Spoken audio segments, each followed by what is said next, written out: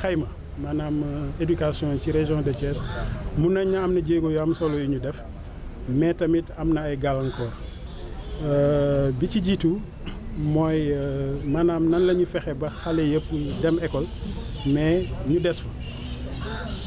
seetlu nañ ne taux redoublement bi dafa yokku même bu fekkee ni taux d'abandon bi wàññeeku na mais taux redoublement bi mi ngi yokku loolu dafay wane ne xale bi par exemple su waroon def juróom-ñaari at pour def bac peut-être mën na def juróom-ñett ba juróom-ñeenti at te loolu contre performance beneen bi ci topp mooy wàllum infrastructure yi c'est vrai que Thiès comparé à Sédhiou ci wàllum abri provisoire yi xëy na ñun ñoo tane Sédhiou mais suñu l'école yu bëree bëri maanaam yu ci bëri cadre bi mi ngi dégradé wu bâtiment yi dafay yàgg classe yi doyul surtout en milieu rural yenn saa yi dañuy obligé defar ay mbaar donc côté boobu war nañu gën a baral mbir mi gannaaw gaa état mi ngi def lu bëri mais suñu sañoon daal ñu gën a baral jéego yi parce que boo xoolee Thiès effectif yi ni ñuy yokkoo dafa tara ci juróomi at rek presque système bi am na lu toll ci 45 000 xale yu dugg donc dañu war a fexe ba rythme bi nga xam ne moom la effectif yi yokkoo ñu gën a baral infrastructure yi pour bañ a nekk en retard beneen mbir bi mooy wàllum financement bi boo ko xoolee état mi ngi def ay jéego collectivité territoriale yi aussi ñu ngi def jéego yu am solo mais bu ñu sañoon vraiment ñu yokk financement yi mais surtout ñu teel ko joxe bu ñu sañoon également lépp lu ñuy accompagner éducation ñu jokkook ñun ba ñu wax leen suñuy bëgg-bëgg ndax fourniture yi ak yeneen yëpp baax na mais li gënoon daal mooy ñu gën a jokkook ñun su ko defee ñu xamal leen ñu won leen maanaam priorité yi su ko defee ressources yi mën a dem foofu parce que noonu loolu lañ yaakaar ne bu ñu ko defee xëy na dina mën a jàññ système beneen mbir bi aussi waxuma ko ci nasaraan mais bëggoon naa ko évoquer mooy en tout cas wàllum communauté yi ñu ngi rafetlu seen taxawaay parents d'élèves yi comité de gestion yi mais ñu ngi leen di ñaax ñu gën a dugal seen loxo ci école bi ndax boo xoolee gannaaw état ak collectivité territoriale yi daanaka ménage yi maanaam communauté ñooy troisième bailleur bi donc ci gàttal daal région de Thiès dynamique bi mu nekk baax na mais bu ñu yenn initiative yi il faut ñu baral ko parce que fii carte scolaire bi maanaam ni muy màggee dafa jéggi dayoo ba tax na daal ñu ngi lancé appel pour que partenaires yi surtout secteur privé ak képp koo xamante ni daal acteur de développement nga gën a dugal sa loxo ci système éducatif bi fii ci région bi. ñu ko xamee réforme phare la non seulement bu autorité yu bees yi mais bu ministère éducation nationale ba tax na donc bi mu amee ñun ci njëlbeen bi amoon nañu juróom fukki classe ak juróom-ñaar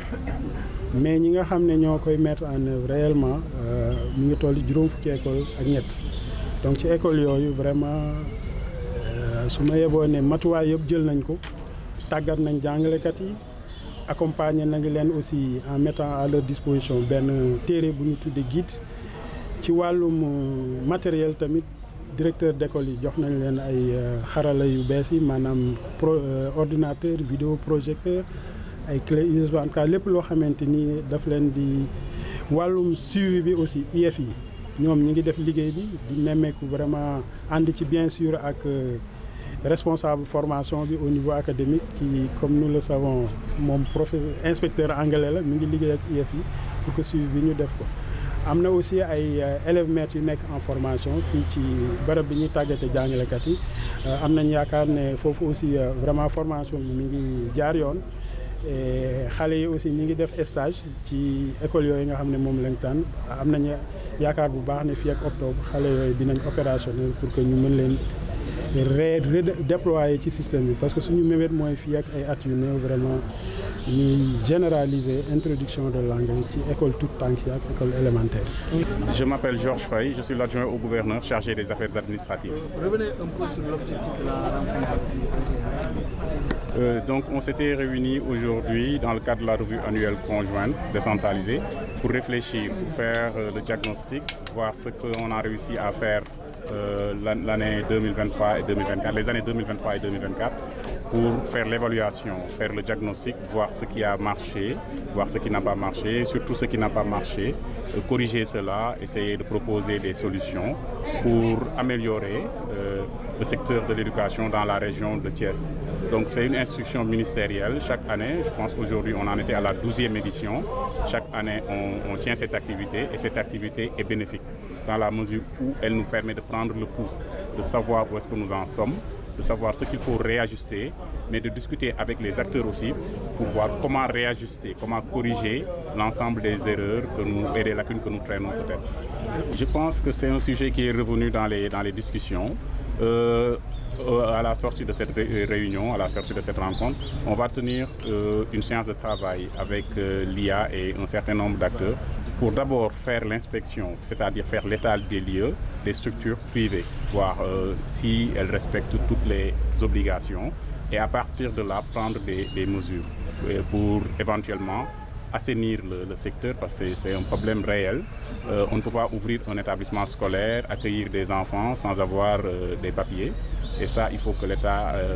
règle ça le plus rapidement possible. Donc à la sortie de cette réunion, on prendra les mesures pour inspecter l'ensemble des établissements scolaires et puis voir celles qui sont en règle et celles qui ne sont pas en règle. On a pratiquement 9 recommandations, mais je vais peut-être m'appesantir sur l'effort à faire avec les collectivités territoriales pour la déclaration des enfants sans extrait de naissance. C'est une problématique nationale qui revient pratiquement comme un serpent de mer chaque année et il nous faut donc faire des efforts. Mais moi je pense qu'il faut que les parents s'investissent davantage parce que l'État fait d'énormes efforts chaque année, mais le problème reste pratiquement entier. Donc si je donne l'exemple de l'école élémentaire, je pense qu'on est à 55 667 élèves qui n'ont pas été déclarés et ça c'est un problème. À l'échelle régionale? Oui, à l'échelle régionale, donc ça c'est un énorme problème, c'est pratiquement 14% des élèves de l'école primaire qui n'ont pas d'extrait de naissance. Donc il faut que les parents aident l'État dans ce travail-là et que les enfants soient déclarés à la naissance, de ne pas attendre même que l'enfant ait 1 an, mais c'est automatique, ça doit être un réflexe automatique. Voilà. Il y a aussi d'autres